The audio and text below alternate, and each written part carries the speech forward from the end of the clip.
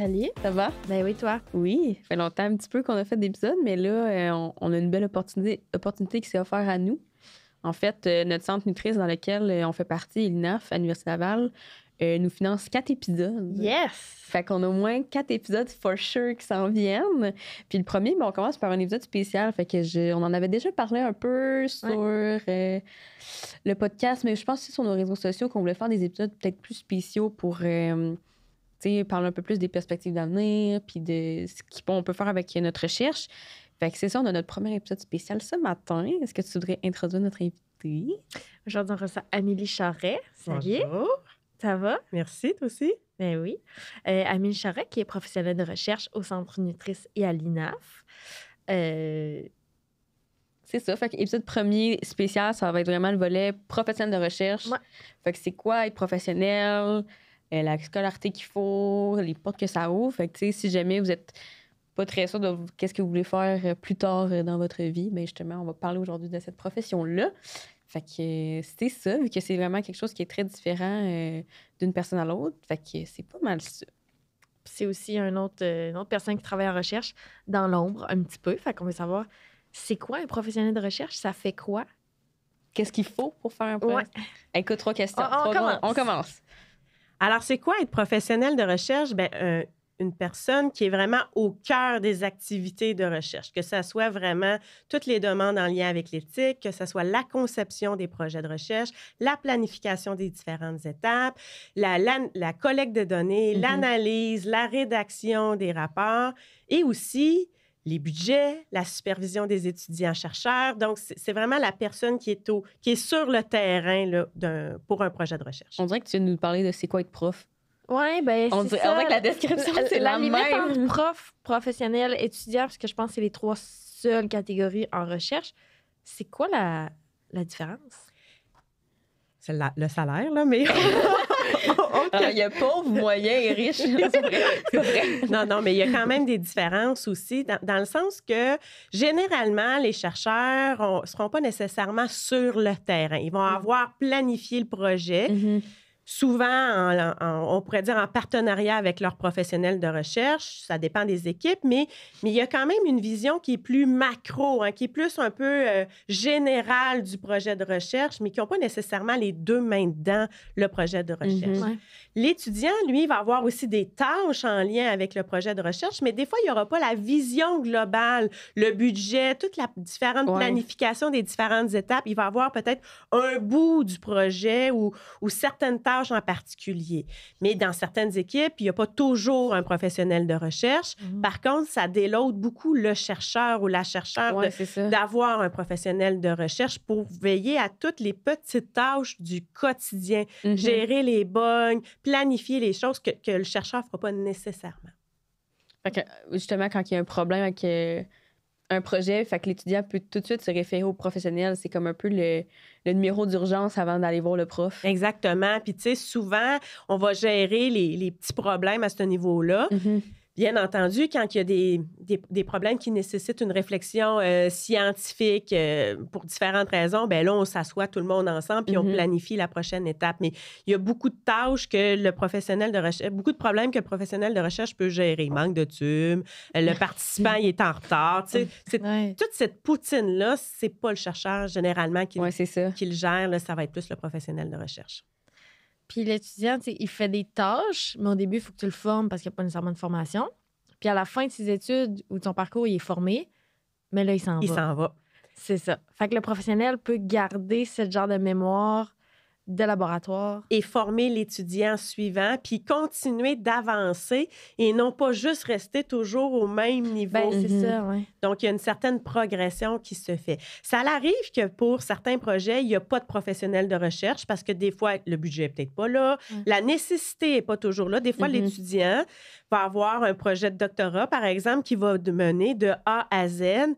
Mais quand on fait des études d'intervention clinique avec des centaines de participants, bien, des fois, le projet est trop gros ou trop long aussi pour la durée des études. Moi, ça m'est arrivé à plusieurs reprises de commencer un projet, puis à un moment donné, l'étudiant arrive, puis il a un bon bout de fait, puis lui est capable, on termine l'étude ensemble, puis il est capable d'avoir du temps pour analyser les résultats, rédiger, puis terminer son doctorat dans un délai acceptable. En fait, là, tu es professionnel de recherche en nutrition. Fait que, mettons, juste pour comme, situer tout le monde, c'est quoi être en nutrition, là, les tâches peut-être les plus communes ou de quoi dans ce style-là, juste parce qu'il y a plusieurs professionnels dans la nutrition ou on s'en nutrice. C'est ça. Fait que ce serait quoi plus en nutrition, mettons? Puis ça peut quand même aussi varier en fonction des types de projets. Donc, il y a des projets de recherche où on a des interventions nutritionnelles. On nourrit nos participants pendant une certaine période de temps. On évalue l'impact de différents gras, par exemple, sur le taux de cholestérol ou des glucides, les fibres, sur la glycémie, par exemple. Donc là, il y a beaucoup de tâches en lien avec la préparation des repas. Ça ne sera pas nécessairement moi qui va cuisiner. On va engager des techniciens ou des techniciennes en diététique, mais il y a quand même toute la gestion de la cuisine, de planifier les commandes, etc. Planifier aussi le recrutement des participants, toute l'intervention, toutes les prises de sang dans la salle de prélèvement. C'est pas moi qui va faire la prise de sang. On a une équipe d'un infirmier et une infirmière, mais vraiment toute la gestion autour des tubes là, qu'il faut collecter. Puis le suivi en tant que tel là, du participant, là, c'est quelque chose qui peut ressembler à ça. Il y a d'autres études où on va faire vraiment juste, on va suivre nos participants pour les amener à mieux manger. Donc, vraiment une intervention, mais qui n'est pas contrôlée, où on ne fournit pas tous les repas. Par exemple, ça pourrait être sur la diète méditerranéenne. On leur montre c'est quoi la diète méditerranéenne. Puis après ça, on mesure leur niveau d'adhésion, puis on mesure l'impact que ça a sur leur santé. Et là, bien, il y a vraiment une intervention nutritionnelle, un coaching pour les emmener à mieux manger. Et là, ma formation de nutritionniste va vraiment aussi me servir. Ça l'arrive là, pendant des périodes où j'aurais pu être kinésiologue, j'aurais pu être biochimiste, puis c'est pas grave. Mais il y a d'autres moments où j'ai vraiment besoin d'être nutritionniste. Puis il y a d'autres projets aussi qui se font sur le web où là, les tâches vont être complètement différentes. Par exemple, on a un projet qui s'appelle Nutri-Québec où on suit des milliers de Québécois pendant une certaine période de temps, puis on veut voir leurs habitudes alimentaires, on veut documenter comment les Québécois mangent. Bien là, tout se fait à distance, mais ça nous amène des tâches quand même de gestion pour s'assurer d'avoir du recrutement, de nouveaux participants, faire de la publicité, puis de gérer les questionnaires, d'assurer que tout fonctionne bien aussi. Ça doit générer énormément de données. Exact. Donc là, à ce moment-là, probablement que les résultats sont déjà un peu morcelés en différents étudiants. Donc, certains étudiants vont regarder l'impact de la pandémie, par exemple. D'autres étudiants vont regarder l'impact, mettons, en 10 ans, les changements. Donc, ça génère énormément de résultats et il va y avoir beaucoup d'étudiants gradués sur ce projet-là. Est-ce qu'il est encore en recrutement? Oui. Oui, Nutri-Québec. Fait que dans le fond, être professionnel de recherche, c'est pas nécessairement faire de la recherche en soi, mais c'est de la gestion. Je dirais, là, je dis un chiffre comme ça, là, mais au moins 80% de mes tâches, c'est des tâches en gestion. Donc, moi, j'ai un bac en nutrition, une maîtrise en nutrition, mais je n'ai pas de formation nécessairement en gestion. Mais toute ma vie, j'ai fait de la gestion, puis on est appelé à en faire de toute façon, spontanément. Donc, il faut un peu se faire confiance. Gestion de budget, gestion des différentes étapes, planification. OK, là, on a le recrutement. Ça veut dire qu'on met une annonce sur Facebook, par exemple, tu sais, tout ce qu'il faut que ça implique pour être prêt à commencer. Après ça, une fois qu'on le participant est recruté. Donc, il y a vraiment beaucoup de tâches de gestion là, quand on est professionnel de recherche. Même quelqu'un qui est dans un laboratoire, on n'en a pas parlé, mais il y a des gens aussi qui, une fois que les tubes sont prélevés, doivent analyser ces tubes-là. C'est souvent plus des biochimistes ou des biologistes dans les laboratoires. Bien, ces personnes-là aussi, ils ont beaucoup de gestion à faire, un peu de manipulation de laboratoire, mais il y a aussi beaucoup de gestion. Là. Pas perdre les échantillons. Faut pas perdre. C'est précieux, ces échantillons-là. Est-ce que, bien là, parce que tu as dit qu'au début, tu as commencé, tu n'as pas une formation en gestion, puis tu as commencé direct professionnel. As-tu un syndrome d'imposteur rapidement au début de ta carrière? Au début, non. On dirait que moi, j'ai pas choisi d'être professionnelle de recherche. C'est arrivé un petit peu un heureux hasard, hein? Benoît, mon patron, c'est Benoît Lamarche. Benoît formait un peu son labo. J'étais dans les premières étudiantes. Là, il y avait un nouveau projet d'intervention nutritionnelle, un projet où on comparait l'impact du lait, en fait, sur le syndrome métabolique chez des femmes ménopausées. Il y avait besoin d'une nutritionniste pour ça. Je finissais ma maîtrise dans quelques mois. Le timing était parfait. Puis il me l'a proposé. Puis c'est arrivé un moment où, justement, je commençais à me poser des questions. Qu'est-ce que je vais faire avec ma maîtrise? Je continue-tu? Puis j'ai comme sauté dans cette aventure-là en me disant, bien là, je fais ce projet-là, puis on verra après. Puis après, j'avais pas terminé celui-là, que déjà, on avait eu une autre subvention, un projet sur les gras trans. Puis j'ai sauté là-dedans. Puis de fil en aiguille, ça fait 20 ans que je fais ça. Puis j'ai jamais dit, hey, je choisis d'être professionnelle de recherche, mais toute ma vie, j'ai choisi de rester professionnelle de recherche. J'ai eu d'autres opportunités qui se sont présentées, mais cette liberté-là dans mes tâches, je peux choisir ce que je fais. Je suis vraiment maître un peu de mon horaire. Oui, des fois, il y a des rushs, là, comme tout le monde, là, mais j'ai quand même une grande liberté. C'est ce qui fait que je suis restée comme professionnelle de recherche. Fait que c'est un des gros avantages d'être professionnelle de recherche, la diversité. Des tâches, puis la diversité, des projets aussi qui nous amènent des tâches différentes. On ne s'attache pas tant que ça à un projet. On fait ça pendant 1 an, 2 ans. Le plus long que j'ai fait, c'est un projet sur 5 ans. Puis après ça, il y en a un autre. Puis là, ça change de sujet, de thématique. On fait une petite revue de littérature là, pour se mettre à jour puis connaître ce qu'on a besoin de faire. Puis les tâches vont aussi être appelées à changer durant... Au début du projet, c'est plus du recrutement. L'éthique en premier, le recrutement après. Puis après ça, là, c'est vraiment l'intervention en tant que telle. Puis après ça, là, il y a de la saisie de données à faire, la rédaction d'articles, de rapports en partenariat avec les étudiants. Puis après, si on pense au prochain projet, fait que ça varie quand même tout le temps. C'est ce qui rend ça agréable. Puis moi, j'ai la chance d'avoir une très grande liberté. Probablement que c'est parce que j'ai fait mes preuves aussi. Mais il y a un sentiment de se sentir compétente aussi là-dedans, puis d'être à sa place, puis on me fait confiance. Ça aussi, c'est un avantage. Ça, je pense que c'est une des meilleures choses, c'est de sentir que la confiance règne. Fait que tu fais mieux ton travail. En tout cas, moi, je trouve que c'est vraiment le best. Mais là, tu as dit, comme toi, ça fait 20 ans que tu es dans la même équipe. Ça veut dire qu'il y a des professionnels qui n'en sont sûrement pas 20 ans dans la même équipe. À l'Université Laval, il y avait une espèce de sondage qui a été fait il y a quelques années qui démontrait qu'en moyenne, la moyenne des professionnels de recherche, c'est à peu près 2 à 3 ans d'expérience. Donc, c'est vraiment un emploi que beaucoup de gens vont faire temporairement après leurs études, puis après, ils vont être appelés à faire d'autres choses.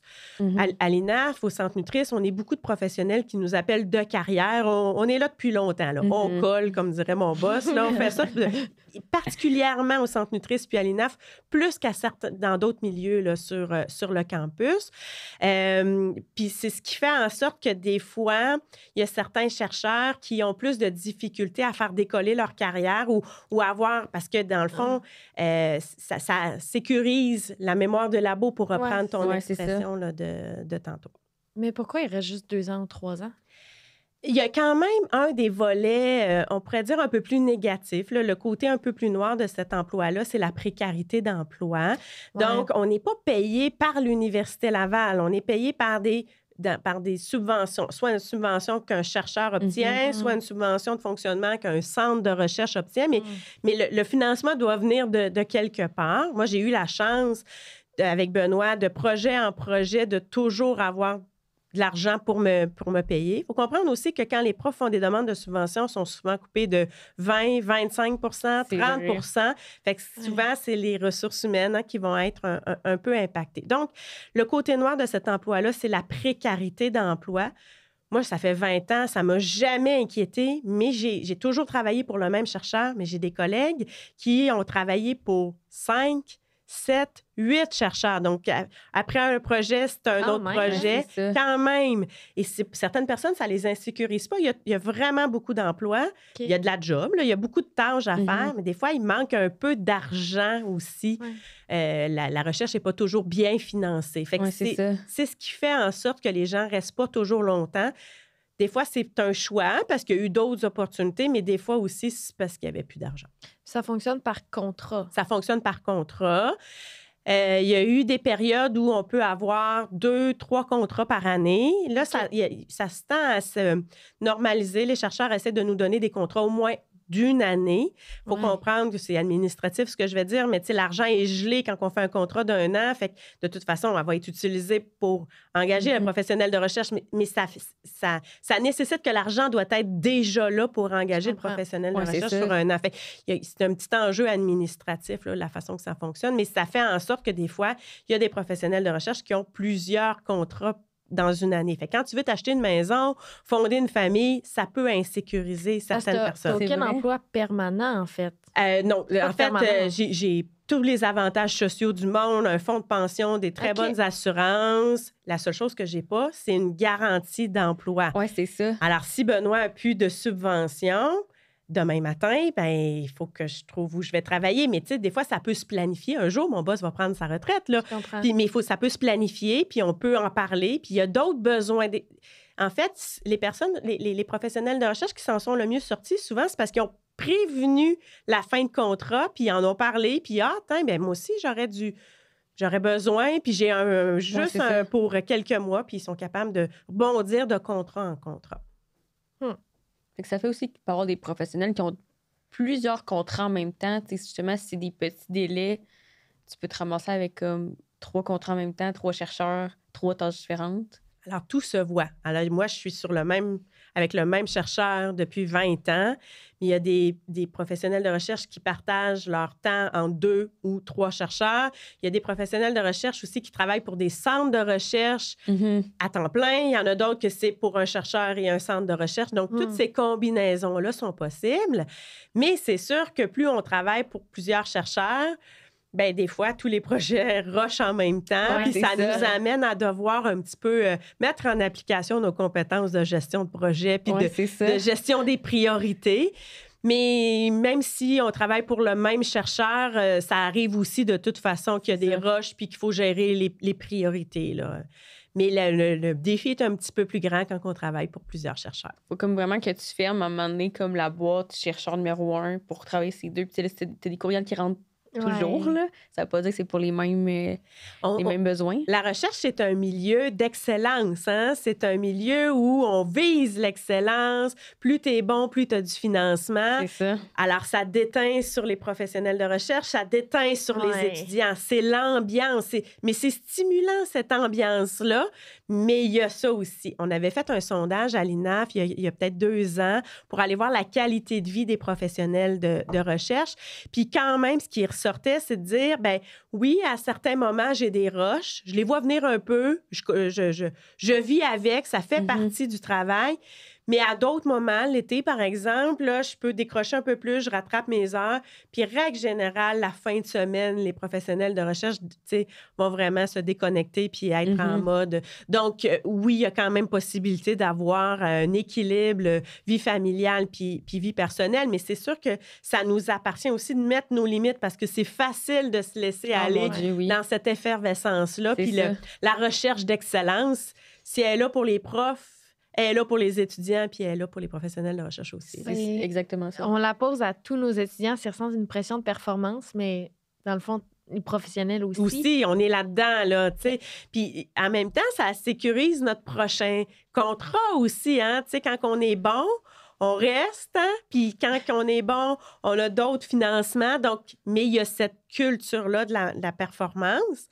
Mais je pense qu'on a un rôle individuel de se dire, OK, oui, il y a ça, là, mais j'ai le droit de me déconnecter puis d'avoir ma vie personnelle. Puis ça nous permet d'être plus performants aussi. À un moment donné, si on fait juste travailler, je trouve qu'on est moins performant. Des fois, une pause, ça nous permet de rebondir. Fait qu'il y a quand même une responsabilité individuelle de se dire, faut que je mette mes limites. Faut que je prenne soin de moi pour être meilleure après. Mais c'est quand même stressant. T'as pas de permanence, t'as juste un contrat, puis il faut que tu sois bon pour prouver que t'en veux un autre. Oui, mais ça s'est quand même bien fait, là. Ça fait 20 ans, ça m'empêchait pas de dormir. Je suis pas toute seule non plus que ça n'empêche pas de dormir. J'ai peut-être pas le tempérament le plus anxieux non plus. Une personne très anxieuse pourrait l'insécuriser, mais tu sais, on pourrait être permanent pour une entreprise, puis l'entreprise ferme, là. Fait que, tu sais, il y a des... c'est vrai. Oui. Fait que, on s'en sort pas, là. Ouais. On pourrait être permanent quelque part, puis pas aimer ça aussi, tu sais, c'est pas mieux non plus, là. C'est ça. Fait que, tu sais, je pense qu'il y a certains professionnels de recherche qui sont plus chanceux que d'autres. Moi, je suis persuadée que j'ai été chanceuse, mais après, j'ai fait ma chance aussi, où j'ai utilisé cette chance-là. Mais bien entendu, des fois, il y a une question de timing. Tu pourrais être la meilleure personne du monde, mais si au moment où tu es disponible, il n'y a pas d'argent, ben là, ça se peut que... Mais il a faire sa chance aussi, là, d'attendre ou je sais pas trop, là, mais... T'as-tu envie de raconter comment tu as eu ton poste de professionnel de recherche? J'aime beaucoup cette histoire. Ouais, moi aussi, j'y repensais tantôt. J'avais hâte qu'on en parle. Alors, des fois, on sous-estime un peu l'impact de certaines paroles ou de certains mots. Moi, ça a commencé en septembre 2001. Septembre 2001, c'est aussi le 11 septembre 2001. Là. J'étais dans mon cours de méthode de recherche, premier cours de méthode de recherche que Benoît enseigne, le premier groupe à lequel il enseigne. Puis, je m'étais trouvé un emploi dans une autre équipe en recherche. J'avais une amie qui travaillait en recherche puis qui tripait. Puis moi, j'avais une espèce de conception un peu bizarre de la recherche, le scientifique avec son sarrau dans le laboratoire. Ouais. Quand elle m'en parlait, je me disais, mon Dieu, en nutrition, c'est pas ça, la recherche. Je connaissais pas ça. Je m'étais trouvé un emploi vraiment avec Sylvie Dodin, qui était plus dans le domaine en gynéco, chez les femmes ménopausées, en lien avec la graine de lin, les phytohormones, puis les bouffées de chaleur. Puis ça faisait en sorte qu'il y avait des groupes avec ces femmes-là, puis je devais manquer 3-4 minutes de la fin du cours de méthode de recherche, puis je m'étais dit, écoute, je vais me sauver en douce. Puis, tu sais, souvent, les cours, j'avais eu 2-3 cours, puis je savais que, tu sais, ça terminait souvent de toute façon 5 minutes avant.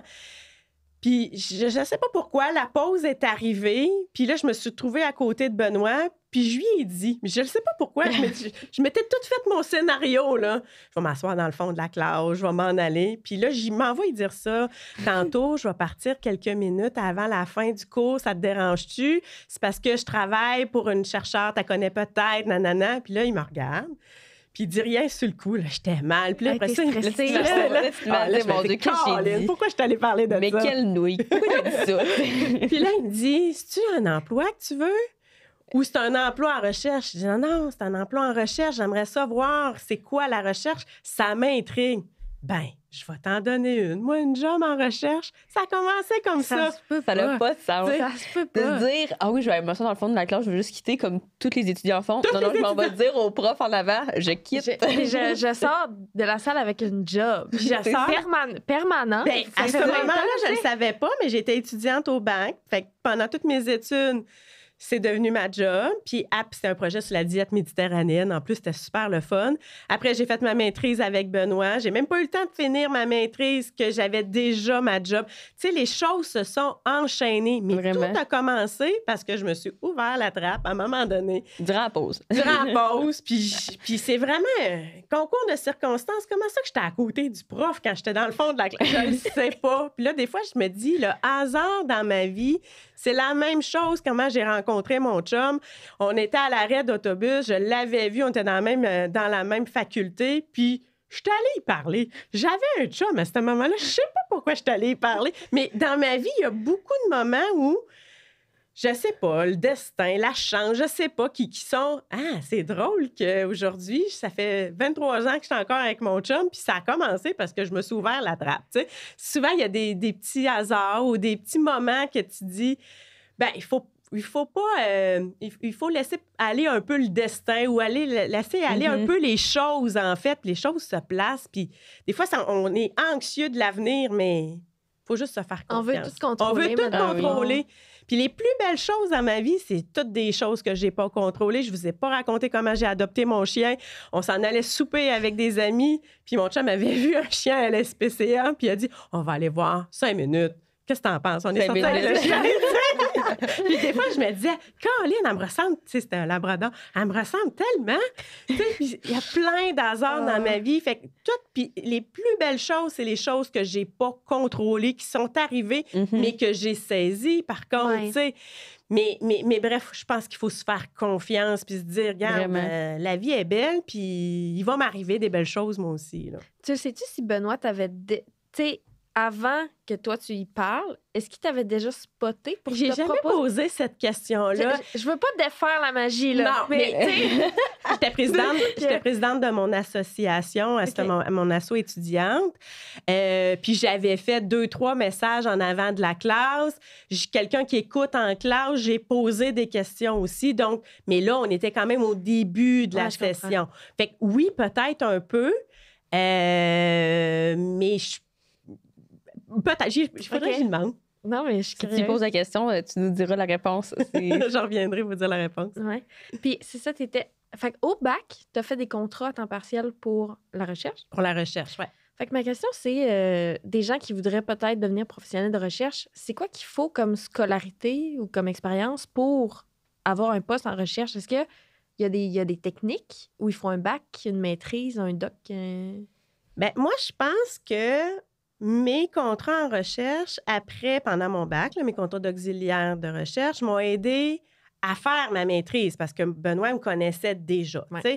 Je pense pas que c'est grave si j'avais pas été auxiliaire de recherche pour être professionnelle. Je pense que nos études graduées de maîtrise ou de doctorat nous préparent quand même là, à bien connaître le milieu, mais ça nous permet de créer des contacts, d'arriver avec une expérience en recherche. On a fait je suis aussi représentante à la commission de la recherche, puis je pense que ce qui me distingue des fois aussi, c'est que je m'implique beaucoup, moi, dans mon milieu, que ça soit à l'INAF, au comité scientifique de l'INAF, au comité EDI de l'INAF et de Nutrice, à la commission de la recherche à l'Université Laval. Et là, je me fais plein de contacts, puis des fois, ça m'arrive à la pause, à la commission de la recherche, d'avoir accès à une personne en particulier, un chercheur, c'est tous des chercheurs, je suis la seule par rapport. Puis là, je me dis, hey, jamais j'aurais été capable de lui poser, d'avoir ce contact privilégié-là. Fait que moi, je me suis impliquée toute ma vie et je suis certaine que ça m'a aidée à créer mon réseau. Maintenant, bien, ça nous amène à avoir des compétences. Quand on s'implique, on développe des compétences. Puis, là où je voulais en venir, c'est qu'on a fait un sondage avec des directeurs des centres de recherche. Puis, ce qui est ressorti de ce sondage-là, au niveau des professionnels de recherche, ce qu'ils trouvent intéressant des professionnels de recherche, c'est notre expérience en recherche. C'est pas nécessairement notre formation scientifique, mais vraiment l'expérience terrain. Donc, quand on est au bac puis qu'on est auxiliaire de recherche, bien, on développe de l'expérience terrain. C'est pas un peu des connaissances, mais c'est vrai que c'est de l'expérience surtout. C'est de la job de bras, là, souvent au bac. Là, on colle des tubes. C'est de la job de bras, mais c'est pas tant des compétences scientifiques, un peu, mais c'est vraiment l'expérience du milieu qu'on va chercher. Même chose pendant nos études graduées, on va chercher plein de connaissances scientifiques, là, mais beaucoup de l'expérience terrain. Compétences transversales. C'est plein de compétences transversales. De la gestion de projet, là, on en fait pendant nos études graduées. C'est juste qu'on s'en rend pas compte. On développe plein d'autres compétences. On mise tout le temps juste sur nos compétences scientifiques. Moi, je pense que Benoît m'a engagée beaucoup pour un peu, parce que je suis nutritionniste, mais beaucoup pour l'aspect gestion de projet. C'est ça. Mais sais-tu, moi, j'avais fait un cours à la Faculté des études supérieures de gestion de projet. Puis, je veux pas dire que j'ai rien appris, là, mais il y a beaucoup de choses que j'avais déjà acquis parce que moi aussi, j'ai tout le temps été très impliquée. Puis, ben, dans mes études, je veux dire, je fais une gestion de mon projet des fois, tu collabores sur des projets. Fait que dans le fond, j'avais de l'expérience en gestion de projet, mais je pensais que j'en avais pas. Exact. C'est pourquoi je voulais faire le cours et je me suis rendu compte, ben, il y a plein de choses que je fais sans le savoir que c'est une technique, mais que je fais déjà, que j'applique déjà. Surtout au doc, on a un gros projet, mais subdivisé en 3-4 papiers, plus, comme tu dis, les collaborations. On ne fait que ça, gérer notre temps. C'est la gestion de projet, là. Puis nos priorités, puis... C'est ça. C'est ça que je trouve tough un peu au doc, vu que tu en as beaucoup plus qu'à la maîtrise. Fait que c'est vraiment comme de se pratiquer, mais comme c'est des choses qu'on va toujours avoir pour plus tard, peu importe qu'on décide de faire. Fait que...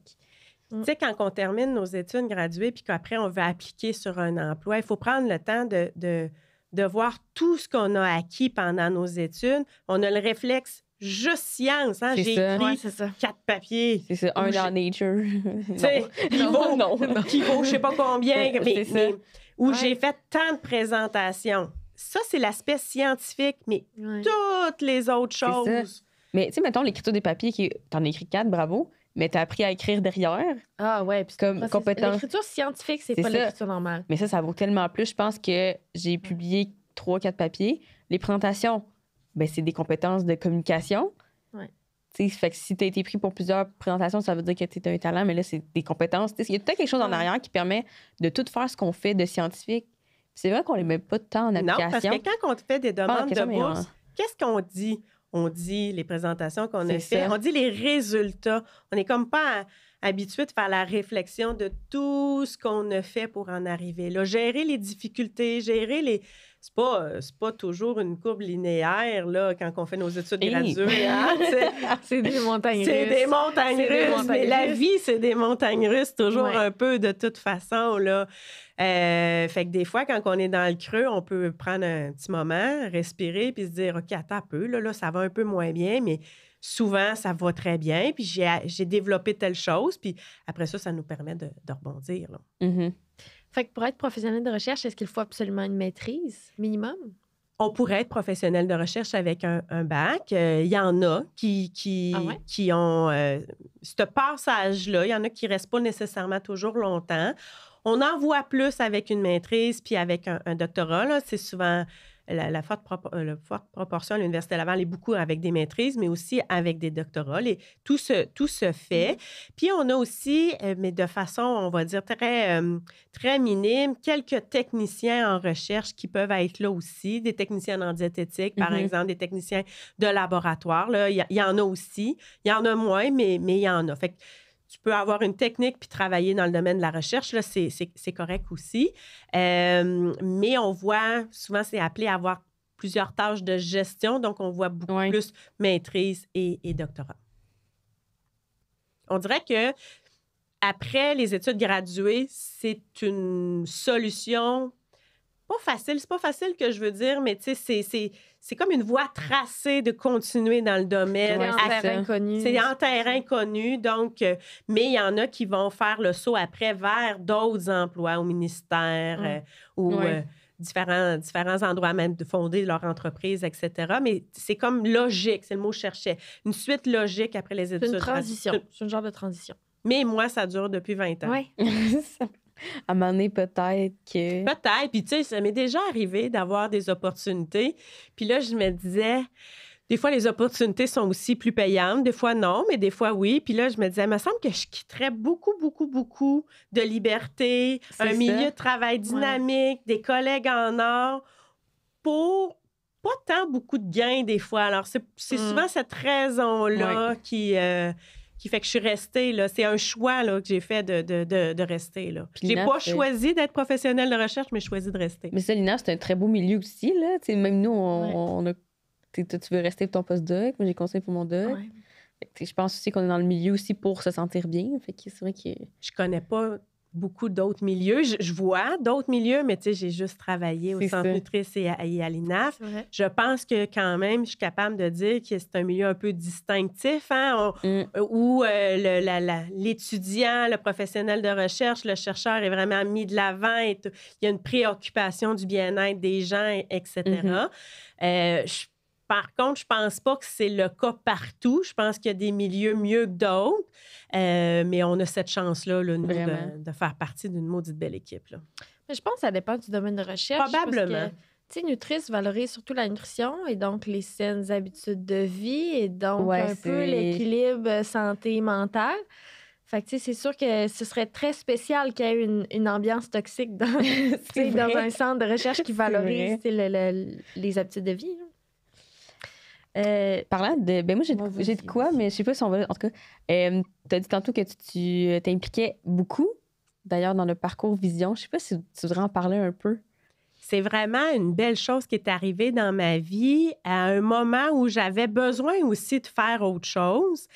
Je suis professionnelle de recherche depuis 20 ans. Ça l'implique d'avoir souvent dû me lever très tôt, puis d'être au bureau pour 7h moins quart, 7h pour des prises de sang. Aïe, aïe, aïe. Puis mon dernier projet avant Vision, c'était un projet qui a duré 5 ans qui visait à améliorer les habitudes alimentaires d'activité physique chez des gens qui avaient fait un infarctus ou qui étaient diabétiques. Pendant 5 ans, j'ai développé une relation très, très proche avec mes participants. Puis là, la pandémie est arrivée pendant ce projet-là, puis on dirait que j'étais rendue à une étape de ma vie où j'avais besoin un peu de faire autre chose. Ouais. Et j'en avais un petit peu parlé à Benoît. J'ai cette chance-là aussi d'avoir un patron qui est ouvert puis qui est compréhensif. Puis est arrivée cette opportunité-là. Le FRQS mettait en place un nouveau programme qui s'appelle le programme Tremplin. Il y a les bourses au doctorat du programme Tremplin, mais là, il s'adressait aux 4 universités qui a une faculté de médecine, puis il voulait monter un programme pour aider les étudiants à la maîtrise et au doctorat à mieux intégrer le marché du travail. En fait, l'origine de ce programme-là, c'est qu'en sciences de la santé, plus que dans d'autres milieux, il y a une très forte proportion d'étudiants au doctorat qui veulent être profs. Hein? C'est autour de 60 %. Puis en sciences de la santé, c'est même moins qu'ailleurs, que d'autres programmes, d'autres domaines, qui vont devenir profs. Hein? C'est autour de 6 à 7 % vraiment profs. Là. Il y a un décalage. C'est peu que je pensais. Ah non, c'est terrible. C'est terrible. Il y a un décalage plus grand qu'en sciences et génie. En sciences et génie, quand tu finis ton doc, on dirait que l'industrie t'appelle un peu plus qu'en génie. En génie, c'est ça. Tu le sais tout de suite qu'il va avoir un bon débouché, tu vas avoir une bonne job. En sciences sociales, la dynamique est différente aussi. Tu t'attends à pas être prof. Là, mais en sciences de la santé, les étudiants, à la fin de leur doc, veulent être profs. Sont formés pour être profs. La voie logique, c'est de devenir prof, mais il y a vraiment un très faible pourcentage de gens qui vont devenir profs. C'est 7 %, c'est même pas un sur 10. Puis ça dépend. C'est nul. Ça dépend, mais c'est possible. C'est pas zéro. Non, si on veut être prof, c'est possible. La particularité, c'est que les étudiants décident ou choisissent ou pensent à leur job en écrivant leur thèse. Hein? Ils commencent des fois peut-être à être tard un petit peu. Fait qu'il y a eu il y avait plein de sondages qui ont été faits par le FRQ, puis on a vu qu'en sciences de la santé, il y avait un décalage. Fait que le FRQS a mis en place le programme Tremplin sous invitation. Il fallait déposer un programme. Puis Benoît m'a demandé... on avait eu un petit financement de réfléchir à ce projet-là. On l'a appelé Vision parce qu'on est 5 centres de recherche à s'être associés, 5 centres de recherche financés par le FRQS, fait que le V de Vitam, le IS de CIRIS, le I de l'ICPQ, le O de cerveau puis le N de Nutris. Donc, 5 centres de recherche en sciences de la santé. Puis là, on a réfléchi, puis moi, je coordonnais ce bout-là, à développer un programme pour aider les étudiants à mieux intégrer le marché du travail. On a déposé notre subvention que j'ai écrit. Puis par la suite, on l'a eu, le financement. Fait que je coordonne ce projet-là depuis. Puis c'est vraiment quelque chose qui me plaît parce que ça va chercher à la fois le volet recherche, mais le volet enseignement, le volet accompagnement aussi. Fait que c'est vraiment... c'est arrivé au meilleur moment de ma vie, là. Puis, c'est gratifiant de voir qu'on peut aider les étudiants. Ça amène des confidences aussi, hein? Tu sais, des fois, j'ouvre des petites portes sans m'en rendre compte, puis là, je parle de certaines choses, de l'emploi, comme je viens de vous dire, là. Puis là, ça peut stresser certaines personnes. Puis là, il faut les rassurer. On ne dit pas ça parce que l'avenir est noir. On dit juste qu'il faut y penser un petit peu plus, puis penser à l'option que ça se peut qu'on devienne pas prof. Puis, c'est pas grave. Le monde ne s'arrêtera pas de tourner. Il y a plein de belles jobs aussi. C'est juste que des fois, on les sait pas, on les voit pas. C'est vrai. Parce que c'est trop logique de devenir prof. Mais puis, il y a comme souvent comme des emplois un peu comme, pas cachés, là, mais tu sais que tu peux travailler des fois en recherche, mais tu sais, il y a des industries qu'on pense comme vraiment pas, ou il y a des postes de gestion qu'on pense pas. Fait que c'est vrai qu'on dirait que quand on finit un doc, ben t'as professionnel, faire un postdoc, devenir prof. Tu sais, c'est vrai que c'est... On dirait que tu as 3 options. C'est ça. Puis on dirait aussi que l'option de dire « Hey, j'ai fait un doc, là, je veux m'en servir. » Alors que je veux pas retourner au ministère ou je veux pas... Je sais pas comment dire ça, mais il y a plusieurs personnes qui ont l'impression qu'ils vont rétrograder en allant ailleurs que le domaine académique, alors que pendant nos 3, 4, 5 années de doctorat, on a développé beaucoup de choses qu'on va se servir. Peut-être qu'on ne travaillera pas sur notre... En fait, on ne travaillera pas sur notre sujet précis de doctorat. Moi, là, mon sujet de maîtrise, c'était sur la taille des particules LDL. Je n'ai pas touché à ça depuis 20 ans. Ça arrive une fois qu'il y a un étudiant qui a écrit un papier, il n'y a pas longtemps, en lien avec ça. Je me disais, mon Dieu, tu me ramènes, là. T'es plus à jour. Je suis plus à jour, Puis il y a des modes en recherche, hein, tu sais, ça, c'était très tendance il y a 20 ans. Là, on ne parle plus tant que ça. C'est vrai, hein? Il y a vraiment des modes, mais par contre, mes connaissances m'ont permis de me remettre à jour puis d'être capable de le relire, son papier. Puis par la suite, ben tu sais, j'ai fermé le dossier puis je vais peut-être en reparler de taille de LDL dans 10 ans. Là. C'est ça. Mais bref, on ne fait pas des études graduées. On ne fait pas un doctorat. C'est pas grave si après, on n'est pas dans le domaine académique. On ne perd pas nos compétences qu'on a développées. puis on les connaît pas tout le temps très bien, les autres débouchés. Puis c'est un peu la mission de Vision, c'est de faire connaître aux étudiants des parcours atypiques. Parcours atypiques, ça peut être aussi, j'ai eu 3 enfants pendant mes études graduées, puis je passe au travers. Ça peut être, je suis tombée malade, ça peut être, j'ai une job maintenant, je suis musicien dans un groupe, parce qu'il y a plein de parcours qui sont différents, mais l'important, c'est d'aller chercher ce qui nous tente, ce qui nous motive, qui nous fait que notre job, elle va être intéressante encore et encore. Là. Bien, tu sais, on parle que 6-7 % c'est pas beaucoup, mais moi, je me demande pourquoi tout le monde veut devenir prof? Tu sais, je pense qu'il est là le problème. C'est pas le fait qu'il y en a pas assez, c'est pourquoi tout le monde veut être prof. Tu sais, je pense que c'est parce qu'on connaît rien d'autre. Parce qu'on connaît rien d'autre. Parce que, comme, pourquoi prof, c'est plus un métier attrayant que n'importe quel autre sur le marché, tu sais? Quand Benoît m'a offert un job il y a 20 ans, je me souviens que c'est arrivé un moment où je réfléchissais à savoir si je faisais un doctorat, justement. Puis là, il y avait vraiment une opportunité. J'aurais pu faire un doctorat. En fait, je suis comme tout le temps en train de faire un doctorat, si on veut. Je finis jamais par avoir le Tu fais un doctorat, mais t'écris pas de thèse. Oui, j'écris pas de thèse. C'est ça. J'écris d'autres choses, mais j'écris pas de thèse. Mais je pense que si j'avais pas pris cette opportunité-là, il y en aurait eu d'autres. Mais celle-là, elle aurait passé. Je sais pas où je m'en allais avec ça. Je m'excuse. Je demandais pourquoi tout le monde veut être prof. Pourquoi est-ce que prof, c'est mieux que n'importe quel autre métier? C'est pas tant... Mais c'est pas tant mieux. Comme... Puis je me souviens, dans le bureau à Benoît, là, je me souviens où on est placé dans le bureau, puis à lui dire que j'étais contente de cette opportunité-là parce que, dans le fond, moi, je trouve que des fois, les chercheurs cherchent l'argent. Puis j'aime le terrain. J'ai toujours aimé le terrain. Puis quand tu deviens chercheur, bien, le terrain, t'en fais moins. Tu supervises, tu es au courant de ce qui se passe. Mais le quotidien, la gestion du projet, c'est pas toi qui l'a fait, c'est souvent quelqu'un d'autre. C'est le professionnel de recherche. C'est ça. Puis moi, c'est cette raison-là pour laquelle je suis devenue professionnelle, parce que j'ai été capable de me dire qu'est-ce que je veux faire, parce que je sentais aussi qu'il y avait pas de la part de Benoît, mais du milieu, une certaine pression à continuer aussi aux études graduées. Hein, pourquoi les autres continuent puis moi, j'arrête? Parce que j'avais une opportunité. Oui, mais t'arrêtes, tu n'arrêtes pas. Tu n'arrêtes pas. Tu sens juste c'est pas genre un game over, je suis plus capable. Il y a pas de... Non, mais c'est vrai. Emploi. On a l'impression que quand tu quittes, c'est parce que tu n'étais pas capable ou tu lâches. C'est vrai, hein? Alors, tu lâches pas. Moi, j'ai fait ma réflexion puis je me disais, hey, moi, là, c'est pas chercher de l'argent que je veux. Fait que c'est pour ça que je suis devenue professionnelle de recherche.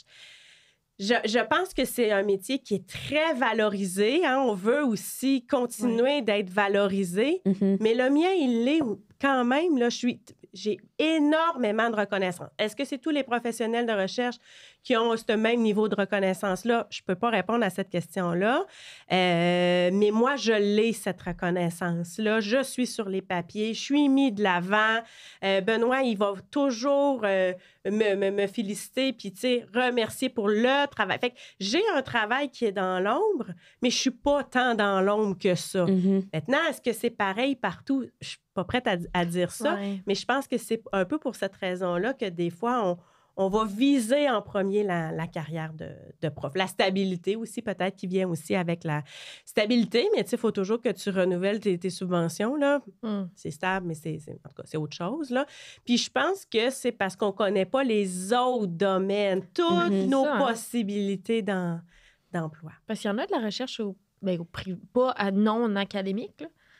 Il y en a aussi dans les gouvernements. Tu peux travailler pour une industrie, une compagnie. Il y a tellement d'emplois, mais on ne connaît tellement pas ça. Alors, c'est la mission un peu de Vision, de faire connaître ces milieux-là, de vous exposer à des gens qui viennent vous parler de leur parcours puis de dire hey, « moi, je voulais être prof ». Puis ça n'a jamais marché. Puis j'ai même pensé aller travailler au McDo pour moi, là. Mais quelqu'un qui raconte ça. Non! Puis après ça, finalement, cette personne-là, aujourd'hui, elle a une belle carrière. Mais tu sais, il y a toujours eu des moments de doute aussi à se dire, si je deviens pas prof, c'est comme si j'ai passé à côté. Alors que non. Puis la carrière de prof, là, on ne se le cachera pas, c'est pas 35 heures semaine non plus. Ma job non plus, mais la pression est forte aussi. Tu sais, chaque emploi a des forces et a des faiblesses. Il faut venir chercher ce qui nous convient. Oui, puis être prof, c'est pas nécessairement faire de la recherche. On en parlait tantôt avant de commencer le podcast. Mais dans le fond, ils font presque jamais de la recherche. Ce qu'ils font, c'est enseigner, faire des ressources humaines, gérer comme les étudiants. Puis chercher de l'argent. Chercher de l'argent, créer des subventions, gérer des budgets. C'est des tâches administratives, beaucoup. Vraiment. C'est comme un directeur d'une entreprise. Oui. On pourrait le voir un petit peu comme ça. C'est comme une mini-entreprise. Ouais. Chaque chercheur est un peu sa mini-entreprise, là, en quelque sorte. Là. Puis c'est des tâches administratives. Dans un contexte de recherche, bien entendu, il y a ce domaine-là qui reste passionnant, l'écriture de demandes de subvention. Pour en avoir écrit une qui a passé du premier coup, mais moi, je me disais, c'est énergivore quand ça marche pas, là. Vraiment, tu sais, des fois, on ne voit pas tout ce que les profs vont faire aussi pour avoir l'argent qu'ils ont. Ça demande... C'est comme des demandes de bourse. C'est comme des demandes de bourse. C'est la même affaire. Ça gruge tellement. J'ai eu une rencontre avec mon directeur, ma co-directrice, la semaine passée. Puis on parlait des IRSC, là, à quel point c'était difficile. Puis là, ils les ont pas eu. Puis là... Puis aussi, ben là, ça, c'est un autre sujet, là, mais comment les projets passent ou passent pas, là, qui décide de quand ça passe et quand ça passe pas, c'est ça, affaire. Ouais. Mais tu sais, moi, j'ai regardé parler, puis j'étais comme, oh mon Dieu Seigneur, mais ça a l'air... Ça a l'air brûlant. C'est brûlant. Puis de se faire toujours critiquer, hein. Tu sais, quand tu écris un article, tu te fais critiquer. Quand tu écris une demande de subvention, tu te fais critiquer. Tu sais, c'est sûr que ça vient. Moi, j'ai pas cette lourdeur-là au quotidien. Mais on dirait vraiment qu'être professionnel de recherche, c'est comme tous les meilleurs côtés. Le côté fun de la recherche. Bon, il y a peut-être plus la précarité d'emploi qui est peut-être un petit peu plus noire, mais comme, tu sais, t'as pas justement à aller gratter pour 3-4 cents, tu sais, ça, c'est une job... Ben, juste avec le podcast, on le voit, là. Nous autres, on fait des demandes de subventions souvent, fait que... ben finalement, peut-être que je vais être PPR. Ben, honnêtement, peut-être. Puis je pense que ça peut... c'est très valorisant. Ça peut être une belle opportunité de carrière, Puis on n'est pas juste PPR, hein? On est vraiment au cœur du projet de recherche. Avec les étudiants, on développe des super belles complicités. Moi, je suis sûre que ça nous garde jeunes. Tu sais, puis on est vraiment sur le terrain. C'est nous qui faisons un peu la recherche. Puis, à un moment donné, l'expérience rentre, puis on devient un peu autonome là-dedans. Là. Moi, j'ai vraiment pas un boss sur mes épaules. Là. Je sais même pas si j'y ai dit que j'étais ici ce matin, là, mais je vais le dire. Là, mais... On parle de lui depuis tantôt. Hey, bonjour! Non, mais il n'y aurait pas d'enjeu, là. Mais c'est juste pour vous montrer qu'on gère nos choses. On n'a pas... Mais bien entendu, on travaille en équipe avec l'étudiant aussi. Mais il y a cette grande autonomie-là. Là. Mais tu nous parlais aussi quand on s'est rencontrés... une couple de semaines là, avant qu'on fasse le podcast, que des fois, tu pouvais prendre des soirées où tu te disais hey, moi, je travaille, j'aurais pas de courriel, tout le monde est en congé, mais ça te permet de prendre justement des avant-midi, des après-midi. Fait que ça, c'est cool. Tu sais, cette autonomie-là, cette capacité-là à gérer notre horaire, ben là, c'est sûr que moi, j'ai pas d'enfant, fait que des fois, ça peut m'arriver de dire, me semble qu'à soir, j'ai trouvé mon problème là, pour telle solution. Là, puis là, je m'assois, puis là, ça marche. Puis là, je ne suis pas dérangée par personne, pas de courriel qui rentre, etc. Mais bien entendu, je ne veux pas donner du temps non plus. Fait que, je suis capable de jouer dans mon horaire puis de dire, ben tu sais, vendredi, cette semaine, là, il annonce beau. Fait que, tu sais, là, mes heures sont faites. Puis je vais pouvoir partir l'esprit tranquille aussi parce que... Fait que, tu sais, je pense que c'est la raison pour laquelle aussi j'ai une grande autonomie. C'est parce qu'à un moment donné, je livre la marchandise aussi puis qu'on sait qu'on peut me faire confiance. Mais puis c'est un peu votre cas aussi, les étudiants. Vous avez une certaine flexibilité dans votre horaire. Bien, ça se répercute aussi un petit peu pendant quand on est professionnel de recherche. Sauf que bien, quand on a des études d'intervention où là, on a des participants, bien, ça dicte un petit peu notre horaire. Ouais. Les participants, c'est tôt le matin. Fait qu'après, on peut... Bien, on est quand même très occupés, mais il y a une certaine flexibilité dans notre horaire. Là. Est-ce que... vous pouvez faire de l'overtime puis juste être prendre plus de vacances? Oui, tout à fait. Puis, tu sais, on peut être payé un peu plus aussi. On peut... chaque personne gère ça un petit peu c'est un peu selon l'entente avec le chercheur. Là, mais oui, moi, ça m'arrive de faire de l'overtime. Quand j'ai un petit rush, je le dis, là, écoute, c'est sûr que ça ne rentre pas en 35 heures. Là, mais après ça, l'été, c'est souvent un bon moment où tu prends tes vendredis puis t'écoutes. Fait que souvent, je ne gère pas mon overtime dans la semaine. Là, des fois, c'est plus difficile, mais sur une plus longue période, là, c'est possible de le faire. Puis les chercheurs aussi sont en vacances. Les chercheurs, ils font ça un petit peu. Là, durant l'année scolaire, là, c'est vraiment un horaire très, très chargé. Puis l'été, bien, ça relâche un peu pour un peu tout le monde. Par contre, c'est un bon moment pour faire de la recherche l'été parce qu'il n'y a pas de cours, il n'y a pas plein de choses. Il y a certains participants qui sont plus disponibles. Mais l'été, il y a quand même une ambiance estivale, puis il y a des étudiants au bac aussi qui viennent nous aider. Donc, on est plus capable de s'absenter un petit peu, là. C'est vrai. Si tu avais à changer quoi que ce soit, là, je sais que là, ton parcours est quand même très positif dans l'ensemble, mais il reste quelque chose que tu voudrais changer, que tu te dis avoir su, peut-être que j'aurais dû prendre tel projet ou... En fait, à plusieurs moments dans ma vie, je me suis fait cette petite réflexion-là quand j'avais des petites choses que j'aimais moins. Fait que j'ai essayé de les changer au fur et à mesure ou de faire évoluer ma job, si on veut, hein, le fait de me lever tôt. Puis, tu sais, peut-être que ça va réarriver. Ça se peut là, que le prochain projet, ça soit... Parce que Vision, c'est pas tout à fait un projet de recherche non plus. C'est financé comme un projet de recherche, mais c'est comme... à mi-chemin entre l'enseignement puis de la recherche. C'est ça. Mais là, après, Vision, il y a une subvention encore pour 2 ans. Après, est-ce qu'on va être capable d'avoir un autre financement? On ne le sait pas pour le moment. Fait qu'il va y avoir un après-Vision sûrement. Je ne sais pas, ça va être quoi? Ça se peut que ça se redevienne une étude clinique, puis c'est bien correct aussi, ça va me tenter. Je ne sais pas qu'est-ce que je changerais. Je pense que overall, dans l'ensemble des professionnels de recherche, c'est l'enjeu de la précarité qui est comme quelque chose qui est plus à adresser. C'est un peu pour ça que je me suis impliquée au niveau de la commission de la recherche. C'est des thématiques que j'aborde tranquillement. Quand je visite des centres de recherche aussi, parce que je suis appelée à faire ça, là, à l'occasion, là, je visite des centres de recherche à l'université, puis c'est souvent ce qui ressort. Fait que, tu sais, je passe des messages, j'ai accès à la haute direction, à la vice-rectrice à la recherche, qui n'est pas là à toutes nos rencontres, mais quand, tu sais, je le vois un petit peu comme ça. Je te dirais que notre défi numéro 1, c'est ça, la précarité. Il y avait le salaire. Quand j'ai accepté un emploi comme professionnel de recherche, je gagnais un petit peu moins que si j'étais nutritionniste dans un milieu hospitalier, mais avec tellement plus de latitude. Oui, c'est ça. Ça me dérangeait pas. L'écart après ça, c'est creusé un petit peu plus. Là, notre nouvelle convention collective corrige un petit peu le tir. Fait que, tu sais, ça va bien. Ça va mieux, en fait, je devrais dire, mais il reste encore un petit enjeu au niveau de la précarité. Puis, anecdote, tu sais, on veut que nos contrats soient d'1 an.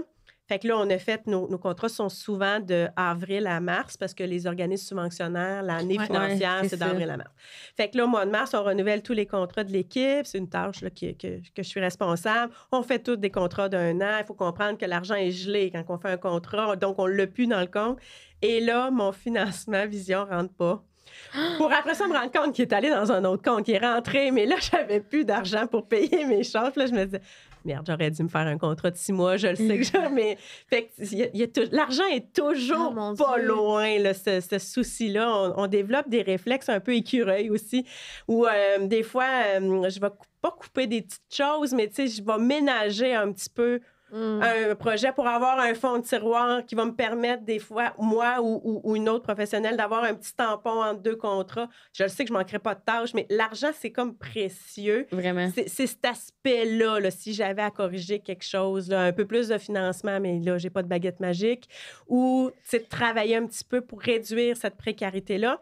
Mais c'est quelque chose que l'INAF, le Centre Nutrice, sont conscients, puis on essaie de développer des réflexes de dire, OK, ce projet-là se termine, ce chercheur-là part à la retraite, c'est déjà arrivé. Nadine, c'est un exemple. Maintenant, est-ce qu'elle pourrait travailler? Tu sais, de le prévoir un petit peu plus, d'anticiper les fins de contrat. Fait qu'il y a tranquillement, là, le fait de m'impliquer, ça fait en sorte que ces messages-là passent. C'est pas révolutionnaire comme changement, mais au moins, il y a une prise de conscience. Oui, c'est ça, justement, de prévoir un peu plus ou d'arriver puis être comme « Ah, ben c'est fini, je n'ai plus de contrat. Qu'est-ce que je fais? » C'est là que ça devient stressant, en fait. C'est quand c'est pas trop après. Là. Y a-t-il un projet de recherche particulièrement intéressant ou significatif sur lequel de travailler? C'est sûr que Vision, qui n'est pas un projet de recherche, mais c'est quelque chose qui vient chercher plusieurs éléments en moi, plusieurs points que j'aime. L'autre qui me vient spontanément à l'esprit, c'est en fait, tous les projets, je les ai aimés, mais celui sur la diète méditerranéenne qu'on a fait il y a quand même plusieurs années, peut-être peut-être une quinzaine d'années déjà maintenant, qui visait à aller voir l'impact de l'alimentation méditerranéenne seule et avec perte de poids. On voulait voir si quand on mange méditerranéen, souvent on perd du poids parce que le volume d'aliments est très, très grand, très riche en fibres. Mais si le fait de perdre du poids ou le fait de vraiment mieux manger, puis juste à bien manger sans perdre de poids, puis même si le taux de cholestérol bouge pas tant, bouge un peu, mais pas tant, il y a plein de changements métaboliques. C'est un projet où on dirait que tous les éléments favorables étaient là. J'avais moins de participants à la fois parce que le design du projet, j'avais plus de temps avec mes participants, le projet était le fun, la bouffe était le fun, l'étudiant, mais ils ont tous été incroyables, mais là, toutes les planètes étaient alignées pour ce projet-là. Je pense que c'est un projet phare de ma carrière. Puis le dernier que j'ai fait avant le projet Vision, PEX, qui a quand même duré 5 ans, pendant la pandémie, qui a eu beaucoup d'ajustements, mais le fait d'être 5 ans avec mes participants, pour les participants, c'était 3 ans et demi, 3 ans et demi, 4 ans.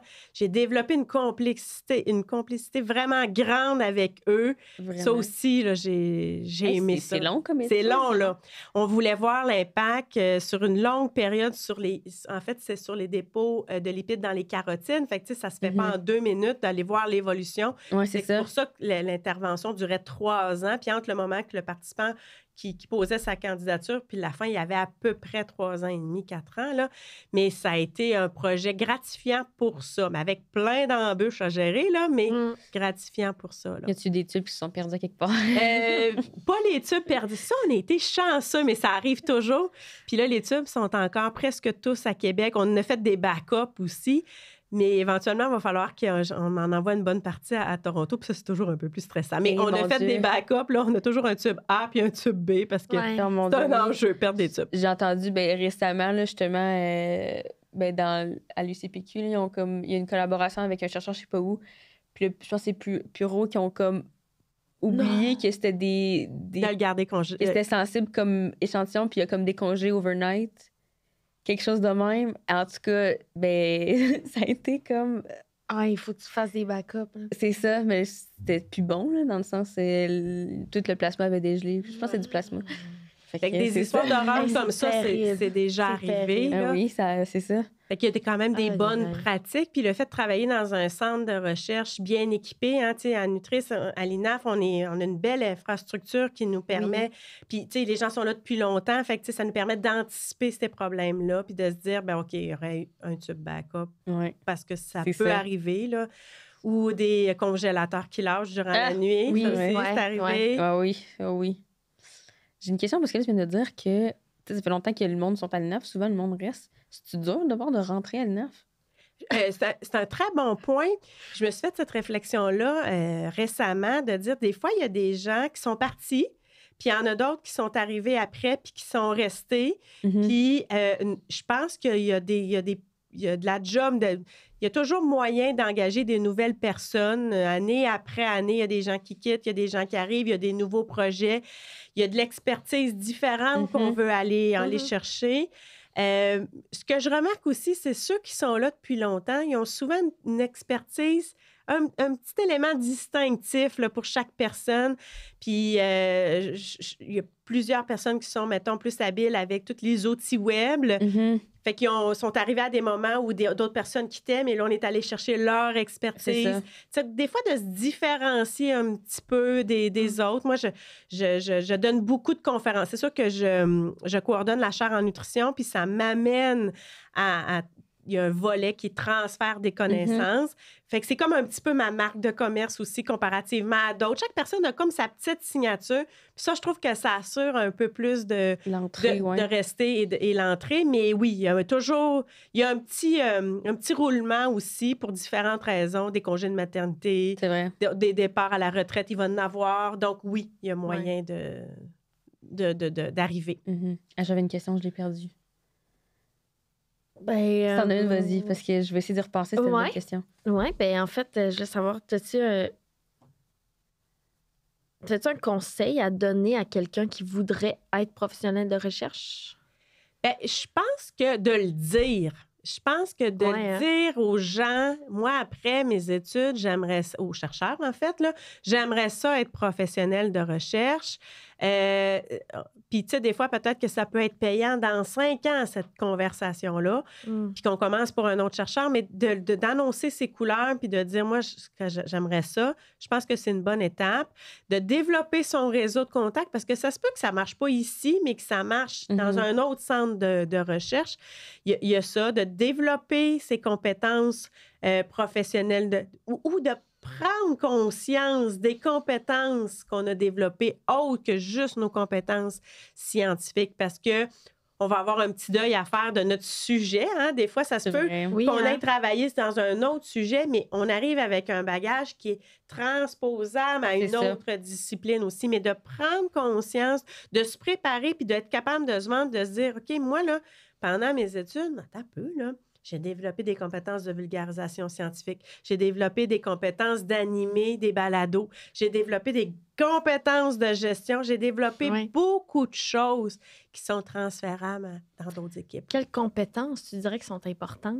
À part la gestion de projet? La gestion de projet, ça, c'est sûr qu'on en a parlé beaucoup. J'ai comme l'autonomie qui me vient en deuxième, mais l'autonomie, ça... Je trouve que ça vient avec l'expérience. Hein. Plus on acquiert de l'expérience, plus on trouve qu'on devient autonome, puis on devient... on a confiance en soi. Ça me vient aussi. Ensuite, j'ai la créativité qui me vient en tête. C'est vrai. Puis la créativité, là, ça veut pas dire avoir les cheveux bleus puis se distinguer des autres de même. C'est pas ça, mais c'est d'être capable de créer des choses ou de rebondir avec des idées puis des solutions innovantes un petit peu. Ça peut être simple. Moi, je me suis jamais considérée comme une personne créative et j'anime des groupes de co-création. Ça m'a toujours fait rire. Pour après ça, prendre conscience, bien, quand même, la créativité, ça s'exprime de différentes façons. C'est pas juste les cheveux bleus puis des vêtements originaux. Là. En recherche, c'est quelque chose qui nous permet de se distinguer un petit peu des autres. Pour innover, là, il faut que tu sois créatif. Je pense que la définition de créativité, mettons, dans un milieu d'art versus en sciences, c'est peut-être un peu différent, justement. Ouais. Mais ça revient au même, mais comme c'est juste l'application de la créativité. C'est drôle qu'on parle de ça parce que il me semble qu'on en a parlé récemment, je pense, avec Luna, mais je sais pas. Tu sais, t'es comme, je suis pas vraiment créative dans la vie, mais tu fais un projet de recherche, t'as des idées, c'est de la créativité. Moi, je les note, mes idées. Là. Moi, là, des fois, je vais marcher là, le soir, souvent, là, puis là, j'ai mon téléphone, là, puis vous devriez voir les textos que je m'envoie, là, c'est des notes, en fait, là, puis des bulles, là, puis là, je me dis, oui, attends un peu, telle affaire. Si je la note pas, je vais l'oublier, mon idée. Mais c'est des idées banales, des fois, mais juste des solutions, tu sais, de laisser aller un peu cet élément-là pour se distinguer. Puis, tu sais, j'ai envie de dire aussi, comme dernière compétence, parce que la liste est longue, là, on aurait pu parler de leadership, là, on aurait pu parler de vulgarisation, mais c'est communication qui me vient sous toutes ses formes. Être professionnel de recherche, c'est gérer une petite équipe. Donc, il y a de la communication interpersonnelle. C'est être capable de bien communiquer ce qu'on a à dire. Des fois, il y a des choses plates à dire. Là. Des fois, il y a des situations où ça marche pas, puis il faut le dire à notre boss aussi, puis c'est pas parce qu'on n'est pas bon. Mais donc, communication, mais aussi de bien vulgariser notre message, que ça soit à nos étudiants. Je pense que c'est le nerf de la guerre, la communication, dans plein de domaines, là, mais de bien communiquer. Est-ce que ça t'est arrivé, justement, dans tes 20 ans d'expérience, de devoir, comme justement, gérer des gros problèmes de communication, des gros conflits? Puis c'est comme... C'est le rôle un peu de la professionnelle de faire un peu l'avocat du diable, mettons? Des fois, oui, puis des fois, non. Des fois, ça remonte vraiment aux chercheurs. Ça dépend c'est quoi le conflit. Ça dépend c'est quoi le problème. Mais souvent, ça m'est passé entre les mains avant. Là. Des fois, il y avait un enjeu avec un étudiant. Puis là, ben, des fois, je peux l'adresser carrément, mais des fois, c'est plus haut que moi dans le sens que, tu sais, c'est plus que juste l'équipe, là, puis que là, j'ai besoin... On ne se le cachera pas, là, quand Benoît intervient, il y a aussi une autorité que j'ai de façon différente, mettons. Ça m'est arrivé une fois de devoir mettre à la porte une personne. C'est rare, hein, parce que, tu sais, au pire, tu laisses finir son contrat puis tu la réengages pas, là, tu sais. Mais ça m'est arrivé une fois, elle se présentait pas. Hey, tu sais, là, je suis pas une garderie, là, c'est un centre de recherche, là. Tu sais, si tu dis que tu viens travailler puis tu rentres pas, j'ai pas beaucoup de patience pour ça. Puis là, ben, tu lui dis une fois, 2 fois, puis après ça, ben, tu sais, là, non. Là, à un moment donné, ça marche pas, là. Fait que... mais oui, des fois, il y a des tensions entre les étudiants dans le même projet. Ça aussi, c'est arrivé. Ben là, tu uses de stratégies pour essayer que tout le monde... Mais on est chanceux, c'est un environnement agréable, donc ça n'arrive pas tant que ça. Oui, c'est ça, c'est des exceptions dans tous les étudiants puis toutes les situations. Puis, tu sais, on ne se le cachera pas, nos chercheurs, ils choisissent leurs étudiants aussi, absolument. Vraiment. Puis, tu sais, plus notre boss est bon, plus il attire des étudiants d'exception aussi. Sauf que, ben ça n'empêche pas que des fois, on est humain, puis ça peut arriver des petits conflits. Ben oui, c'est normal. Ben, tu sais, c'est un milieu compétitif, fait qu'il y a de la compétition. C'est ça, même si... Ça peut créer des conflits. Même si on le ressent moins dans notre milieu de recherche, il y en a pareil. Il y en a quand même, là. Ce qu'on voit aussi des fois, c'est plus de remonter certains étudiants, une petite déprime en plein milieu de parcours. Ah, mais ça, c'est normal. Tout le temps. Des crises existentielles de « Pourquoi je fais un doc? » Ouais, c'est ça. Qu'est-ce que ça va me donner? C'est ça. Puis là, on le sait pas encore, dans le fond. Ben, c'est ça. Fait qu'il faut juste comme le faire puis aimer ce qu'on fait. Exact. Ma question de tantôt est revenue. On parlait justement de... C'est difficile de rentrer à l'UNAF. Est-ce que ça vaut la peine d'envoyer son CV spontanément? T'es un chercheur? Oui, tout à fait. Je pense qu'il faut le dire qu'on veut travailler en recherche aux gens de notre entourage. J'ai en tête une professionnelle de recherche. Là, j'ai arrêté de compter le nombre de chercheurs pour qui elle a travaillé, là, mais j'ai besoin de plus qu'une main, là, puis peut-être que la deuxième est pleine. Puis c'est une personne qui le disait tout le temps. Je vais finir mon contrat, je le sais que ça se termine parce que j'étais sur un remplacement de congé de maternité, parce que peu importe, l'étude arrête, puis il n'y en a pas d'autres après. Puis elle le disait. Puis après ça, tout d'un coup, elle avait une job avec un autre chercheur. Fait que oui, on le dit, on envoie notre CV. Puis même, des fois, même si on est déjà engagé, on peut anticiper. Puis tu sais, cette personne-là, elle a développé des compétences extraordinaires d'être... comment je pourrais dire, pas caméléon, là, mais de s'adapter, d'adaptation. Ça aussi, c'est une compétence polyvalente aussi. Oui, s'adapter. Polyvalente, peut-être? Oui. Mais s'adapter, ça fait partie des choses. Puis, tu sais, faire confiance en la vie un petit peu aussi. Là. Moi, ça ne m'a pas empêché de dormir, d'avoir une job précaire. Je l'aperçois même, je la définis même pas de cette façon-là. Mais là, ça fait 20 ans. Mais là, ça fait 20 ans. C'est ça. Mais je le sais qu'il y en a d'autres que ça les a stressés. Là. Fait qu'il faut aller chercher, il faut pas hésiter. Il faut pas hésiter. Ça revient un peu à communiquer. Hein? Ben oui. Cool. Ben ça fait pas mal l'heure. Ça fait le tour. Est-ce que tu avais quelque chose à rajouter? Ben moi, là, j'ai envie de vous dire, là, vous êtes bientôt vers la fin de vos études. Faites-vous confiance.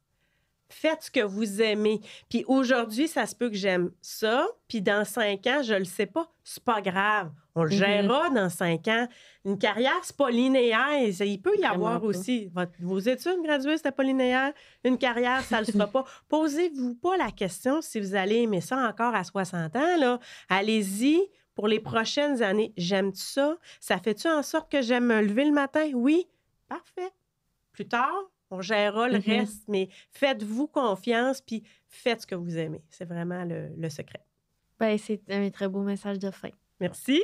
Et merci beaucoup d'avoir accepté de venir. C'était vraiment le fun. On a toujours plein de choses à dire. J'aurais pu continuer, mais là, c'est ça. Arrêtez. Fait que si jamais, aussi, si les étudiants, je pense, c'est juste encore les étudiants de l'Université Laval qui ont accès au parcours Vision? Pour le moment, là, ça devrait rester comme ça pour les 2 prochaines années. Là, c'est un financement qui est réservé pour les étudiants gradués. On pourrait dire tout domaine confondu, là, on ne fait pas trop de distinction. On priorise les étudiants en sciences de la santé, mais il y a plein de ramifications avec socio, administration, philosophie, peu importe. Donc, on va dire que c'est un financement pour l'Université Laval. Super. Donc, si vous êtes étudiant et vous avez besoin peut-être de ressources justement pour un futur emploi, bien, on vous invite à aller voir le Parcours Vision, qui a aussi des formations en ligne, il y a le symposium. Ils ont des balados aussi sur Spotify qu'on peut mettre le lien. Exactement. Donc, si jamais ça vous intéresse. Fait que, bien, sur ce, bien, merci encore. Merci. Puis on se revoit pour un prochain épisode. Pour les prochains épisodes de Nutrice. Yes.